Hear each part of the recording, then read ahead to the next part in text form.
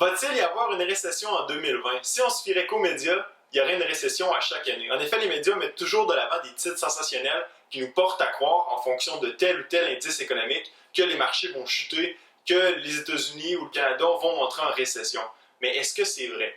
Dans ma dernière vidéo sur qu'est-ce qu'une récession, je vous ai parlé de qu'est-ce qu'une récession, mais aussi des cycles économiques. Donc, on a des cycles de croissance qui, normalement, durent au maximum une dizaine d'années, des fois un peu moins, des fois un peu plus, mais qu'en moyenne, au bout de 10 ans, la récession approche. Ce qui est notre cas présentement. La dernière récession, comme vous pouvez vous rappeler, c'est en 2007-2009. Celle d'avant ça, c'est la bulle qu'on appelle la bulle Internet, dot-com bubble, qui a eu lieu au cours des années 2000. Donc, on voit un peu la tendance là, des 10 ans d'une récession à l'autre. Récemment, Donald Trump est sorti dans les médias pour témoigner de la force de l'économie américaine et de l'impossibilité de voir une récession arriver en 2020.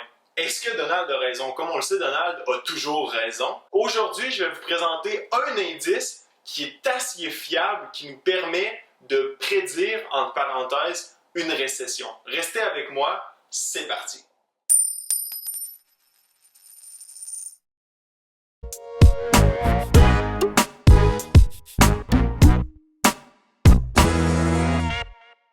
Comme vous devez le savoir, c'est impossible de prévoir une récession à 100%. Par contre, l'indice que je vous présente a été fiable au cours des 70 dernières années. Donc, quand cet indice-là a dépassé une certaine limite, la récession est survenue au cours des prochains mois. Mais avant de vous présenter cet indice-là, vous devez absolument comprendre un concept que sont les obligations. Les obligations, ce sont des dettes émises par les gouvernements pour se financer. Par exemple, lorsqu'un gouvernement fait son budget et que son budget est déficitaire, comme le gouvernement fédéral, si ce budget-là est déficitaire de 10, 12, 13, 14, 15 milliards, le gouvernement, pour se financer, émet de la dette. De la dette qui est achetée par qui? Par les banques, les investisseurs, les entreprises, les individus comme moi, comme vous par exemple, qui vont acheter cette dette-là. Pour comprendre les obligations, vous devez comprendre les trois éléments qui les composent. Le premier élément, c'est la valeur. À chaque obligation est attitrée une valeur. Pensez à l'obligation comme un bout de papier qui représente la dette émise par le gouvernement et qui a une valeur. Disons que notre bout de papier a une valeur de 1000 $. Donc vous achetez ce bout de papier-là pour 1000 $, vous prêtez 1000 $ au gouvernement qui, lui, deuxième composante de l'obligation, composante B, s'engage à vous remettre ce 1000 $ $-là en fonction d'une certaine durée de temps. Donc, le deuxième élément, c'est la durée. Normalement, les obligations vont de 1 à 30 ans. Okay? Disons, aujourd'hui, j'achète une obligation du gouvernement, je paye 1000 $, je remets 1000 $ au gouvernement. Le gouvernement s'engage à me remettre ce 1000 $ dans 30 ans. Pour me compenser, parce que moi, ce 1000 $ $-là, je ne l'ai plus, je ne peux pas aller m'acheter un iPhone, je ne peux pas faire des activités. Donc, pour me compenser, troisième composante, composante C, le gouvernement va me donner de l'intérêt. Okay? Donc, l'intérêt varie en fonction des obligations. Troisième chose que vous devez savoir par rapport aux obligations, c'est que ce sont des valeurs mobilières qui sont négociés sur les marchés. Ça veut dire que leur prix fluctue, monte, descend en fonction de la demande et de l'offre sur les marchés des obligations. Quatrième élément que vous devez comprendre des obligations, et celui-ci est essentiel pour la compréhension de l'indice que je vais vous présenter dans quelques instants, c'est que le taux d'intérêt est inversement proportionnel au mouvement du prix de l'obligation. Qu'est-ce que ça veut dire? Ça veut dire que si le prix de l'obligation augmente, son taux d'intérêt diminue. Inversement, si le prix de l'obligation descend, le taux d'intérêt augmente. Je vous explique ça en exemple tout de suite. Comme j'ai mentionné précédemment, les obligations sont échangées sur les marchés, ce qui fait que leur prix peut varier à la hausse ou à la baisse en fonction de la demande. J'ai aussi mentionné dans mon vidéo « Qu'est-ce qu'une récession ?» que les obligations étaient des valeurs refuges en temps d'incertitude sur les marchés parce qu'elles sont garanties à 100% par les gouvernements. C'est donc dire que lorsqu'on est en temps d'incertitude, que l'économie va coup-ci coup-ça, la demande en obligations augmente ainsi que son prix. Parce que plus qu'il y a de demande, plus que le prix va être élevé. Au contraire, lorsque l'économie est prospère, l'économie est en croissance, sur les marchés, la demande pour les obligations va être plus faible. Ce qui fait que les gens vont les vendre pour se tourner vers des actifs plus rentables, comme les actions par exemple.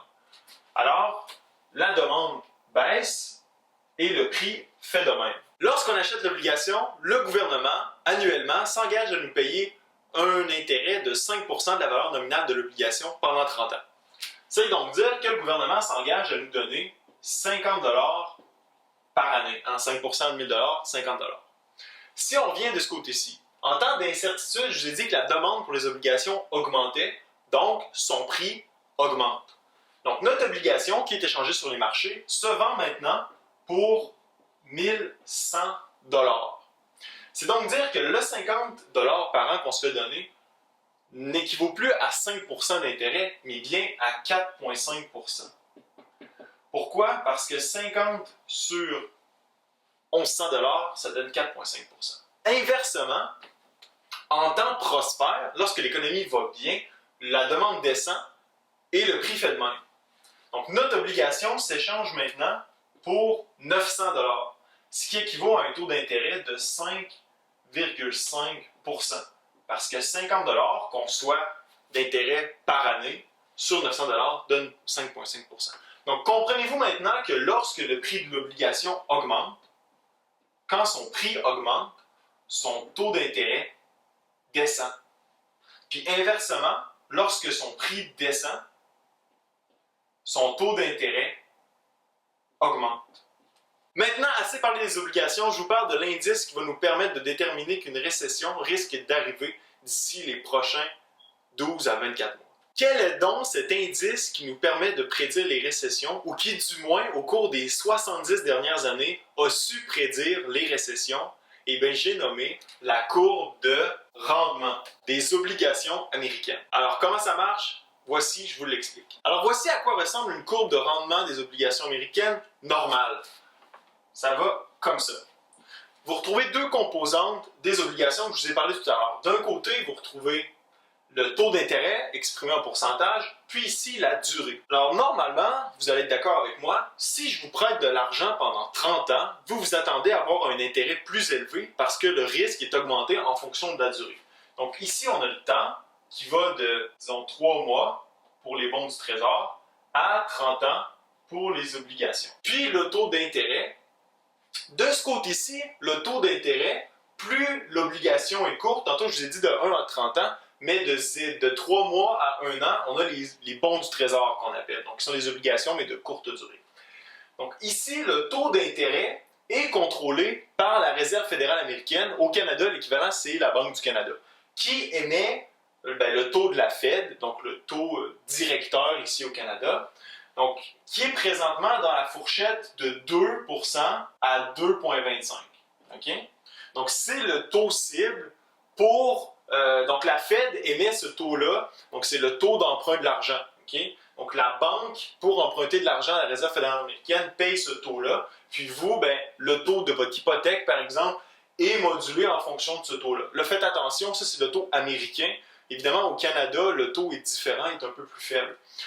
Puis ici, les taux d'intérêt sont gouvernés par le marché, comme je vous ai expliqué tout à l'heure. Donc, lorsque les prix des obligations augmentent, le taux d'intérêt diminue. Puis lorsque le prix des obligations descend, le taux d'intérêt augmente. Okay?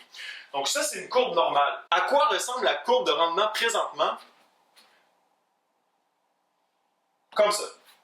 C'est-à-dire que ça coûte plus cher emprunter de l'argent pendant 3 mois que de l'emprunter pour 10 ans.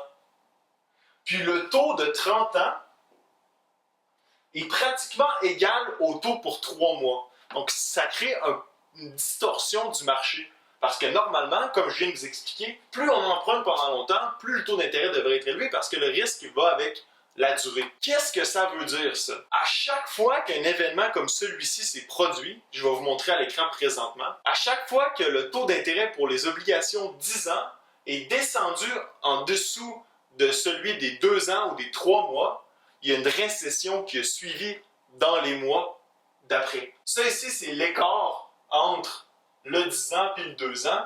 À chaque fois que ça s'est produit, que c'est descendu en dessous de 0, comme ça, il y a une récession qui s'est produite. Puis ça, c'est historique, c'est pas moi qui l'invente. Au cours des 70 dernières années, à chaque fois que ce phénomène-là s'est produit, il y a eu une récession. Puis pourquoi est-ce que les obligations de longue durée chutent comme ça? Parce que les marchés sont émotifs, les marchés pensent que l'économie est en mauvaise posture, du moins pour le futur, donc se jettent vers les obligations, ce qui fait chuter le taux d'intérêt des obligations. C'est pour ça que la courbe, qui normalement devrait avoir cette position-là, descend tranquillement, alors que la Fed, elle, se fie sur ses données économiques pour contrôler l'inflation, donc en pensant que ce taux d'intérêt-là est le meilleur taux d'intérêt présentement pour l'économie. Mais les marchés sont toujours en avant de la Fed. Les marchés voient toujours le danger avant que l'accident arrive. Donc les marchés anticipent la récession économique. C'est ce qu'il faut comprendre de cette courbe de rendement. Qu'est-ce que ça veut dire pour vous? Eh bien, ça va faire l'objet de mon prochain vidéo. Quoi faire en cas de récession? Quoi faire pour planifier une récession? Comment gérer ses actifs? Est-ce que ça change vraiment quelque chose pour notre portefeuille? Je vous parle de ça dans une prochaine vidéo. J'espère que vous avez apprécié la présente vidéo. J'espère que les concepts d'obligation, de courbe de rendement, c'est plus clair pour vous. Si c'est le cas, partagez mon vidéo, aimez mon vidéo, puis laissez-moi savoir dans la zone commentaire si vous pensez qu'effectivement en 2020 ou en 2021, il va y avoir une récession, ou si vous pensez comme Donald Trump que la récession est loin, que l'économie américaine va bien, puis qu'on devrait surfer la vague au cours des prochaines années. Laissez-moi savoir. Ce fut un plaisir. À la prochaine.